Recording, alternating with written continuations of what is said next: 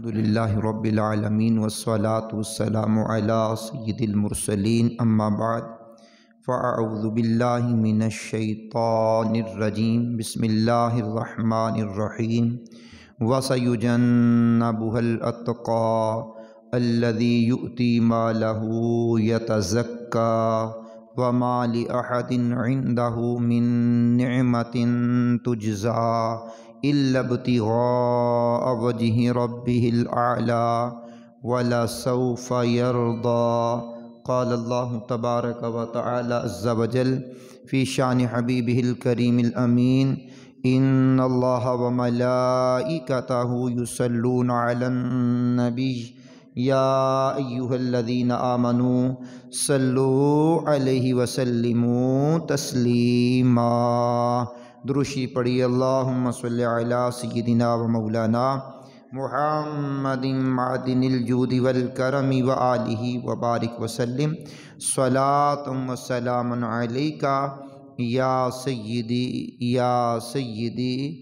یا مکی یا مدنی یا عربی یا قرشی یا ہاشمی یا مطلبی یا طبیبی یا حبیبی یا آقائی یا مولائی یا رسول اللہ صلی اللہ تعالی علیہ وآلہ وسلم۔ اللہ کریم کا کروڑ شکر ہے جس کی عطا اور توفیق سے آج ہم 13 جمادی الاخری 1444 ہجری بمطابق 6 جنوری 2023 کا یہ جمعہ مرکزی جامع مسجد انواری ممتاز آباد ملتان میں اس کی برکتیں لوٹ رہے ہیں۔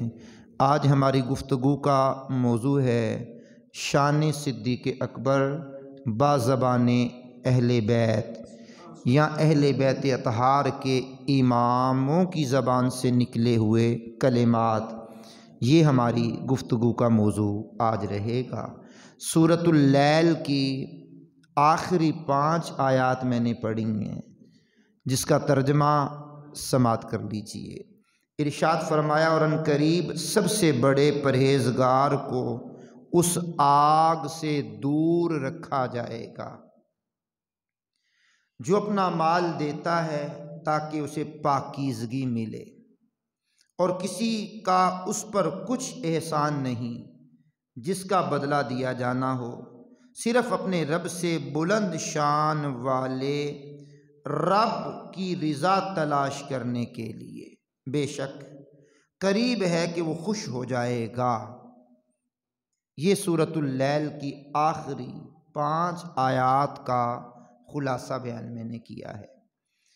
سورۃ اللیل کی آخری 5 آیات شان صدیق اکبر میں نازل ہوئی ہیں اور قرآن کی متعدد آیات بھی آپ کی شان میں اللہ کریم نے نازل فرمائی ہیں۔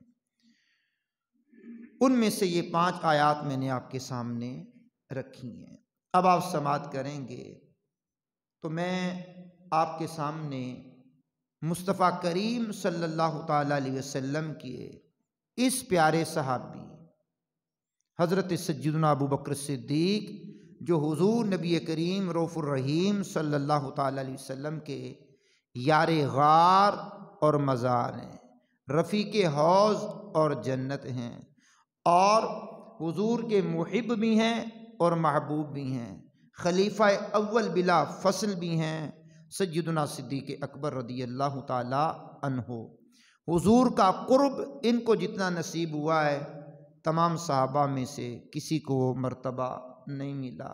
حضور کی رفاقت ان کو جو میسر آئی ہے کسی اور کو میسر نہیں آئی۔ حضور کے راز و نیاز کی باتیں جتنی ان کو پتہ ہے کسی اور کو پتہ نہیں۔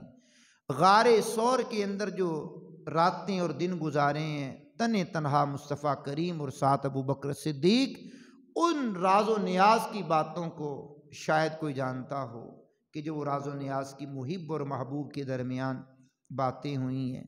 جتنا حضور نبی کریم علیہ السلام کا قرب انہوں نے پایا کسی اور نے نہیں پایا۔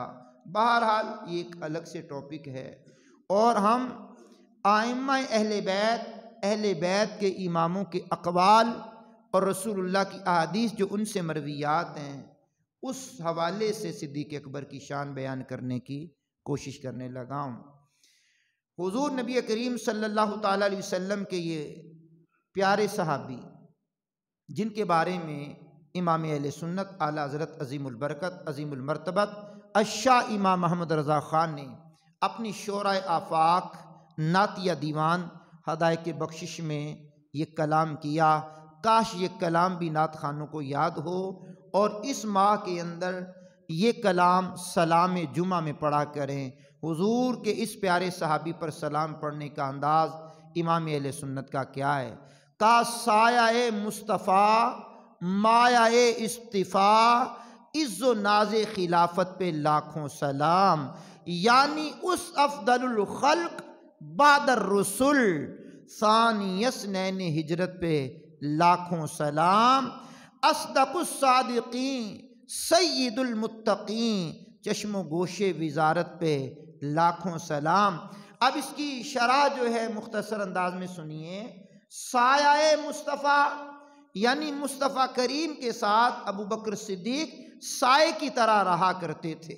جہاں سایہ جاتا ہے بندہ سائے کے ساتھ، سایہ بندے کے ساتھ ہوتا ہے، تو صدیق اکبر نے پوری زندگی سائے کی طرح حضور کے ساتھ گزاری ہے، اور سایہ ساتھ ہی چلا جاتا ہے جہاں بندہ چلا جاتا ہے۔ تو حضور مزار میں گئے تو صدیق اکبر مزار میں بھی ساتھ ہیں، سبحان اللہ۔ سایہ مصطفیٰ مایہ اصطفیٰ، مایا کا مطلب ہوتا ہے سرمایہ، اصطفیٰ کا مطلب ہوتا ہے چنا ہوا۔ گویا یہ امت مسلمہ کے سرمایے ہیں اور اللہ کریم نے ان کو چنا ہوا ہے، مصطفیٰ کریم نے ان کو چنا ہوا ہے، ان کا انتخاب ہوا ہے۔ آگے اعلیٰ حضرت فرماتے ہیں عز و ناز خلافت پہ لاکھوں سلام۔ عز کا لفظ یہاں بولا جاتا ہے تو اس سے مراد عزت ہوتی ہے، ناز کا لفظ بولا جاتا ہے تو اس سے مراد فخر ہوتا ہے کہ صدیق اکبر کو خلافت کی وجہ سے عزت و مرتبہ نہیں ملا بلکہ خلافت کو صدیق کی وجہ سے مرتبہ ملا ہے، سبحان اللہ۔ یعنی خلافت بھی ناز کرتی ہے آپ پر، خلافت کو بھی ناز ہے صدیق اکبر پر کہ میں صدیق اکبر کے حق میں ہوں، اور خلیفہ اول بلا فصل کے جناب والا اوپر خلافت بھی ناز کر رہی ہے۔ آگے فرمایا یعنی اس افضل الخلق بعد الرسل ثانی اثنین ہجرت پہ لاکھوں سلام، کہ انبیاء کے بعد، رسولوں کے بعد، انبیاء و مرسلین کے بعد جو سب سے افضل اعلیٰ ہستی ہے وہ صدیق اکبر کی ہے۔ بے شمار مقامات پر اس بات کو بیان کیا گیا ہے کہ بعد الانبیاء بالتحقیق حضرت سیدنا ابو بکر صدیق عتیق رضی اللہ تعالیٰ عنہ کی ذات ہے۔ بالاتفاق اجماع امت، بالاتفاق اجماع اہل سنت ہے کہ انبیاء و مرسلین کے بعد سب سے بڑا مقام و مرتبہ جناب سیدنا صدیق اکبر رضی اللہ تعالیٰ عنہ کا ہے، پھر حضرت عمر کا ہے، پھر حضرت عثمان کا ہے، پھر حضرت مولا علی کا ہے، پھر حضرت طلحہ، زبیر، عبد الرحمن بن عوف، حضرت سعد بن ابی وقاص، حضرت سعید بن زید اور ابو عبیدہ بن جراح، یہ سارے عشرہ مبشرہ، پھر ان کے بعد اہل بدر، پھر ان کے بعد اہل احد، پھر ان کے بعد بیعت رضوان والوں کا مرتبہ، پھر تمام صحابہ کرام کا مقام و مرتبہ، اور ان صحابہ کرام کے مقام و مرتبے میں سب سے بڑا مرتبہ سیدنا ابو بکر صدیق عتیق کا ہے۔ اب آپ سماعت کریں گے تو سیدنا صدیق اکبر کے بارے میں سب سے پہلے مولا کائنات مولا مرتضیٰ علی المرتضیٰ فاتح خیبر کی بات بتاتا ہوں۔ حضرت علی نے کہا میں رسول اللہ کے ساتھ تھا، مجھے رسول اللہ کا قرب ملا ہوا تھا، سامنے سے ابو بکر آتے ہوئے اور عمر آتے ہوئے دکھائی دیے، سبحان اللہ، کیا بات ہے۔ بیان کرنے والے مولا مرتضیٰ ہیں کرم اللہ تعالی وجہہ الکریم۔ حضور نے ان کو آتے ہوئے دیکھا تو ارشاد فرمایا، کیا ارشاد فرمایا ہے؟ ہذان سیدا کہول اہل الجنت من الاولین والآخرین الا النبیین والمرسلین یا علی لا تخبرہما۔ مولا کائنات روایت کرتے ہیں حضور نے فرمایا علی یہ دونوں انبیاء و مرسلین کے بعد تمام اولین و آخرین میں، تمام لوگوں میں، سب یہ انبیاء و مرسلین کے علاوہ تمام اولین و آخرین میں ادھیڑ عمر والے جنتیوں کے سردار ہیں۔ سبحان اللہ۔ یعنی جنت کے بوڑھوں کے، یعنی کہول کا لفظ بولا جاتا ہے 30 اور 40 سال کے درمیان جب بندے کی عمر ہوتی ہے، اس کو کہا جاتا ہے کہول۔ تو بچہ جب پالنے میں ہوتا ہے اس کو کہتے ہیں طفل، جب 10 سال سے اس کی عمر کم ہوتی ہے اس کو کہتے ہیں سبی، جب 10 سال سے لے کر یہ بلوغت کے قریب پہنچتا ہے تو اس کو کہتے ہیں شاب، معافی کے ساتھ اس کو کہتے ہیں غلام۔ تو جب یہ بچہ بالغ ہونے کے قریب ہو جاتا ہے تو پھر اس کو کہتے ہیں جناب والا رجل، شاب نوجوان، غلام نوجوان۔ اب یہ نوجوان کہتے ہیں، اب یہ بالغ کے قریب کو غلام کہتے ہیں، جب جوانی کے عالم میں آ جائے، بالغ ہو جائے تو شاب، اور پھر اس کو جناب والا 20 سال کی عمر سے 30 سال کی عمر تک یہ کہتے ہیں رجل، یہ مکمل مرد بن جاتا ہے رجل 20 اور 30 سال کے درمیان۔ پھر یہ 40 سال سے 30 سال اور 40 سال، اس کے اندر جو رہتا ہے اسے کہتے ہیں کہول۔ تو حضور نے فرمایا کہول اہل الجنہ، کہ آپ جو جنت کے ادھیڑ عمر والے ہیں ان کے سردار مولا کائنات نے روایت بیان کی ہے۔ پھر آگے 40 سے 60 سال کی عمر والے کو کہتے ہیں شیخ، اور اس کے علاوہ 60، 70، 80 سال والے کو کہتے ہیں شیخ فانی۔ تو صدیق اکبر کے بارے میں مولا کائنات نے فرمایا، حضور نے فرمایا کہول اہل الجنہ، پیچھے لفظ ہے ہذان سیدہ کہول اہل الجنہ من الاولین والآخرین الا النبیین والمرسلین یا علی لا تخبرہما۔ علی یہ آنے والے دونوں انبیاء و مرسلین کے علاوہ تمام ادھیڑ عمر والے جنتیوں کے سردار ہیں، تم نے ان کو خبر نہیں دینی۔ شارحین نے بتایا کہ حضور کا یہ کہنے کا مطلب یہ ہے کہ علی مجھ سے پہلے ان کو آپ نے نہیں بتانا، پہلے میں بتاؤں گا تو ان کو خوشی زیادہ ہوگی۔ سبحان اللہ، کیا بات ہے۔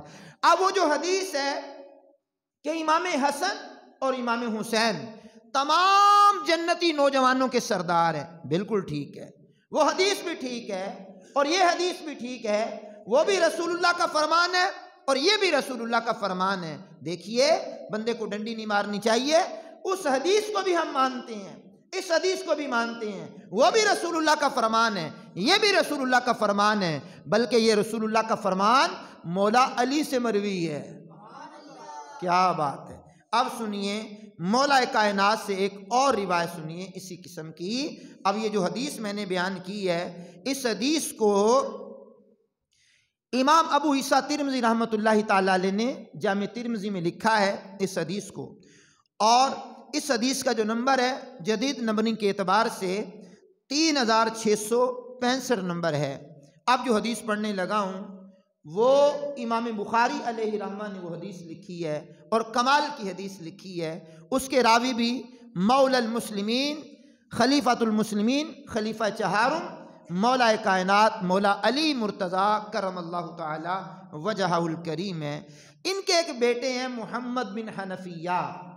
اب یہ محمد بن حنفیہ اولاد فاطمہ سے نہیں ہے، خاتون جنت کے وصال کے بعد ایک خاتون ان کے نکاح میں آئی جن کا نام ہے خولہ بنت جعفر۔ یہ خولہ بنت جعفر جو ہے یہ ان کے نکاح میں جو آئی ہے، یمامہ کے اندر جو جنگ ہوئی ہے اس جنگ کے اندر جو قیدی بنائے گئے ہیں ان قیدیوں کے ساتھ یہ اہل اسلام کے پاس آئی، پھر مولا کائنات نے ان سے نکاح کیا۔ اب یہ خولہ بنت جعفر کے پردادا کا جو نام ہے دول، اللہ اکبر، اور ان کا مشہور لقب تھا حنفیہ۔ اب وہ حنفیہ کے نام سے دول بن حنفیہ، ان کے نام سے یہ محمد بن حنفیہ مشہور ہوئے۔ علی کے بیٹے ہیں، فاطمہ رضی اللہ تعالیٰ عنہ کی اولاد میں سے نہیں ہیں، علوی ہیں، فاطمی نہیں ہے، اور یہ مولا کائنات کے بیٹے ہیں۔ انہوں نے ایک مرتبہ اپنے والد محترم حیدر کرار سے پوچھا ای الناس خیر بعد رسول اللہ صلی اللہ علیہ وسلم، ابا جان بتائیے رسول اللہ کے بعد تمام لوگوں سے بڑا مرتبہ کس کا ہے؟ اول سے آخر، دائیں سے بائیں، ہر بندے کی توجہ چاہتے ہوئے مولا کائنات کے جملے پڑھ رہا ہوں اور آپ کی اونچی آواز سننے کی تمنا کر رہا ہوں۔ مولا کائنات نے فرمایا ابو بکر۔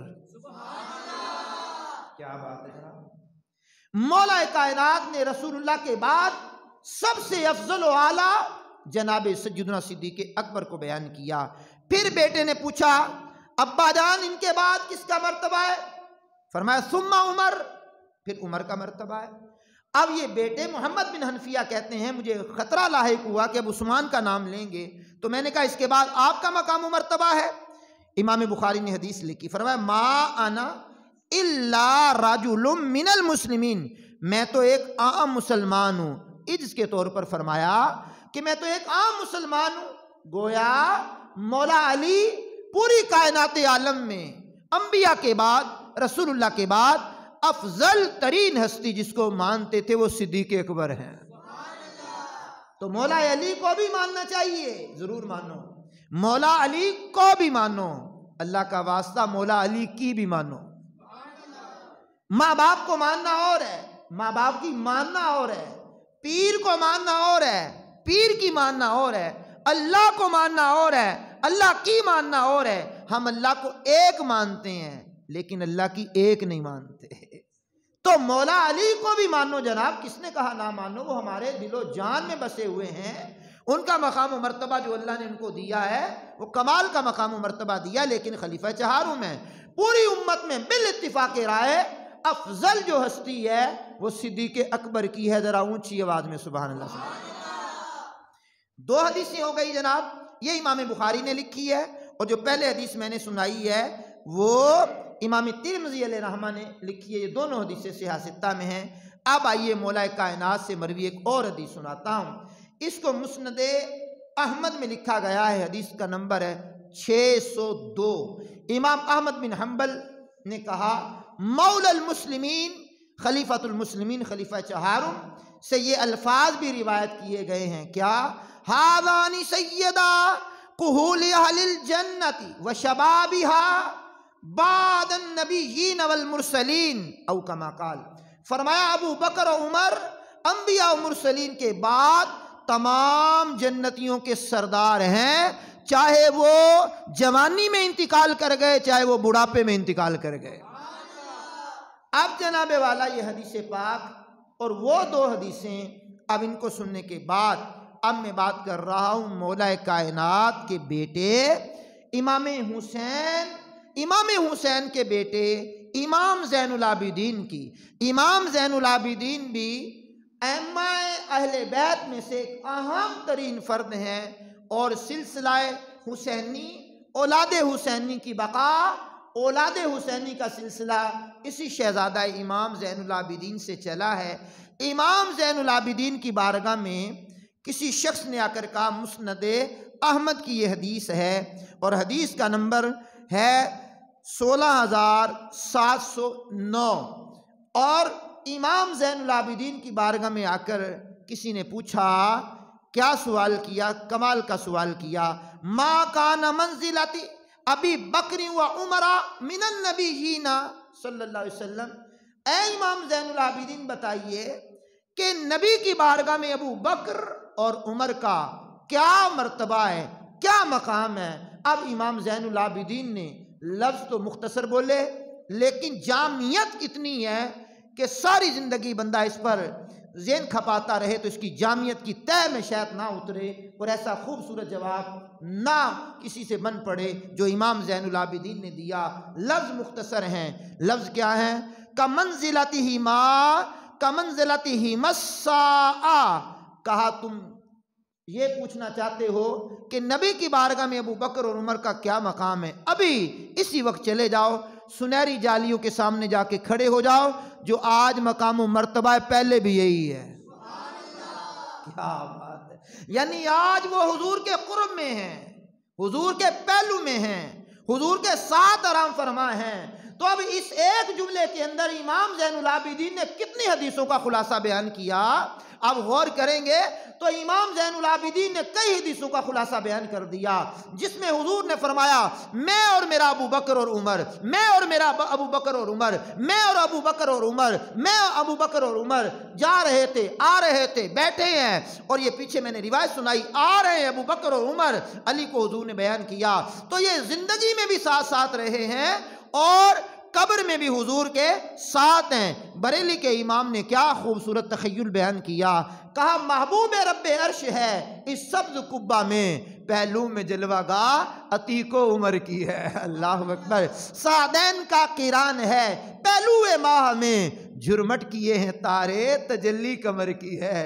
ادھر پیر نصیر الدین نصیر نے کہا کیا خوبصورت تخیل پیش کیا، کہا نام آتے ہی ابو بکر و عمر کا لب پر تو بگڑتا ہے، وہ پہلو میں سلائے ہوئے ہیں۔ تو امام زین العابدین نے کہا جا سنہری جالیوں کے قریب کھڑا ہو جا کے، جو آج مقام و مرتبہ حضور کی بارگاہ میں ان کا ہے، پہلے بھی یہی مقام و مرتبہ ہے۔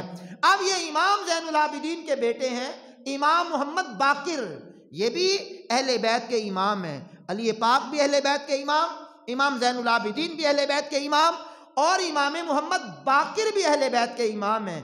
امام محمد باقر کی بارگاہ میں کسی نے آ کر پوچھا علی جا یہ بتلائیے تلوار کو مزین کرنا کیسا ہے، تلوار کو سجانا کیسا ہے؟ یعنی اس وقت میں تلوار کا جو دستہ ہوتا تھا جہاں سے پکڑتے تھے اس میں نقش و نگار اور چاندی سونے کا کام کیا جاتا تھا۔ تو کہا یہ تلوار کو مزین کرنا کیسا ہے، سجانا کیسا ہے؟ آپ نے برجستہ فرمایا جائز ہے، بالکل جائز ہے۔ اس نے کہا کس طرح جائز ہے جی؟ آپ جو جملہ پڑھا امام محمد باقر نے، اہل بیت کے امام نے جو جملہ پڑھا، وہ جملہ سنا کر آپ کی اونچی آواز سننے لگا ہوں۔ کہا اس لیے جائز ہے کہ ابو بکر صدیق نے بھی ایسے سجایا ہے۔ اب اس کے پیٹ میں خرابی تھی، نظریے میں خرابی تھی، اور جب صدیق اکبر کے ابو بکر کے نام کے ساتھ صدیق سنا تو اس کے پیٹ میں مروڑ اٹھا۔ اس نے کہا جی آپ بھی ان کو صدیق کہتے ہیں؟ صدیق کا مطلب اللہ نے بھی ان کو صدیق کہا، والذی جاء بالصدق وصدق بہ اولئک هم المتقون، اللہ کریم نے بھی ان کو صدیق کہا ہے اور پیغمبر اعظم نے بھی ان کو صدیق کہا ہے۔ قد سماء الصدیق، حضور نے بھی صدیق کہا، جبریل نے بھی صدیق کہا، صحابہ نے بھی صدیق کہا، اور مولا علی نے بھی ان کو صدیق کہا۔ اب امام باقر نے جب ان کو صدیق کہا تو اس نے کہا جی آپ بھی ان کو صدیق کہتے ہیں؟ آپ بیٹھے ہوئے تھے امام محمد باقر رضی اللہ تعالیٰ عنہ، کھڑے ہو گئے، قبلہ کی طرف منہ کر لیا، فرمایا ہاں وہ صدیق ہیں، ہاں وہ صدیق ہیں، صدیق ہیں، صدیق ہیں، صدیق ہیں، کہتے گئے۔ راوی کہتے ہیں ان کا سانس ٹوٹ گیا، پھر وہ چپ ہوئے، پھر کہا جو ان کو صدیق نہ کہے اللہ اس کے کسی قول و فعل کی تصدیق نہ فرمائے۔ آہستہ آواز کیوں آئی ہے؟ فرمایا وہ صدیق ہیں۔ تو امام محمد باقر کے نزدیک بھی ابو بکر صدیق عتیق، بہرحال صدیق پر ہمارا کلام پچھلے سالوں میں ہو گیا ہے۔ تو میں یہ بات کر رہا ہوں کہ ائمہ اہل بیت کے نزدیک مقام و مرتبہ صدیق اکبر کا کیا ہے۔ مولا کائنات کی بات سنائی حدیث رسول کے حوالے سے، امام زین العابدین کی بات سنائی، امام محمد باقر کی بات سنائی، اب امام جعفر صادق کی بات سناتا ہوں ذرا اونچی آواز میں، سبحان اللہ۔ بڑی مہربانی آپ کی، بڑی مہربانی۔ امام جعفر صادق کی بارگاہ میں ایک شخص آ کر کہنے لگا آپ ابو بکر کے بارے میں کیا کہتے ہیں؟ تو آپ نے مسکرا کے فرمایا وہ میرے نانا جان ہے، میں جو بھی کہوں گا ٹھیک کہوں گا۔ اب آپ کہیں گے جی نانا جان کیسے ہو گئے؟ امام جعفر صادق کی والدہ کا نام ہے ام فروا۔ ام فروا بیٹی ہیں ام فروا بیٹی ہیں قاسم کی، قاسم بیٹے ہیں محمد کے، اور محمد بیٹے ہیں ابو بکر کے۔ کیا بات ہے جناب! اور ابو بکر بیٹے ہیں عثمان کے، یعنی ابو قحافہ کے۔ اب اگر والدہ کی طرف سے ان کا شجرہ نسب لیا جائے تو یہ صدیقی بنتے ہیں امام جعفر صادق، اور باپ کی طرف سے لیا جائے تو یہ علوی اور فاطمی بنتے ہیں۔ اب کس اعتبار سے؟ امام جعفر صادق بیٹے ہیں امام محمد باقر کے، اور امام محمد باقر بیٹے امام زین العابدین کے، اور امام زین العابدین بیٹے ہیں امام حسین کے، اور امام حسین بیٹے ہیں مولا مرتضیٰ کے، اور مولا مرتضیٰ بیٹے ہیں جناب ابو طالب کے۔ اب اس اعتبار سے لیا جائے تو یہ علوی بنتے ہیں۔ بہرحال امام جعفر صادق کی بارگاہ میں وہ شخص آ کر کہنے لگا آپ ابو بکر کے بارے میں کیا کہتے ہیں؟ فرمایا میں جو بھی کہوں گا حق کے سوا کچھ نہیں کہوں گا، کیونکہ میں نے اپنے والد بزرگوار حضرت سیدنا امام محمد باقر کو فرماتے ہوئے سنا۔ وہ فرمایا کرتے، میں نے اپنے والد بزرگوار امام زین العابدین کو فرماتے سنا۔ وہ کہا کرتے میں نے اپنے باپ مولا حسین کو فرماتے سنا۔ وہ کہا کرتے میں نے اپنے باپ مولا علی کو فرماتے سنا۔ مولا علی کہتے میں نے اپنے کانوں سے رسول اللہ کو فرماتے سنا ہے۔ کتنی مضبوط حدیث ہو گئی جناب۔ اب آپ سماعت کریں، امام جعفر نے کہا کیا سنا ہے؟